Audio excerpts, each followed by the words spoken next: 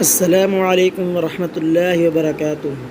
امید کرتا ہوں کہ آپ سب خیریت سے ہوں گے اور سب ٹھیک ہوں گے۔ آج میں آپ کو نماز اشراق کی فضیلت، طریقہ اور رکعتوں کی تعداد کے بارے میں بتاؤں گا۔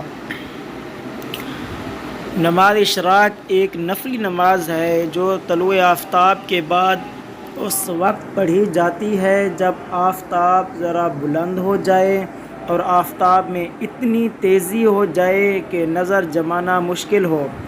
اس کی مقدار ہر مقام اور موسم میں مختلف ہوتی رہتی ہے۔ اس کا اندازہ بعض حضرات نے طلوع آفتاب کے بعد 15 سے 20 منٹ کا لگایا ہے، لیکن اصل بات یہی ہے کہ مقام اور موسم کا اعتبار ہوگا اور اشراق کا وقت نصف النہار تک رہتا ہے۔ نصف النہار کی تعیین کا طریقہ یہ ہے کہ پہلے یہ دیکھ لیا جائے کہ صبح صادق کتنے بجے ہوتی ہے اور سورج کتنا بجے غروب ہوتا ہے۔ اس کے درمیان کے گھنٹوں کا حساب کر کے ان کا آدھا لے لیا جائے۔ نماز اشراق کی کم از کم 2 رکعتیں ہیں اور زیادہ سے زیادہ 4 رکعتیں ہیں۔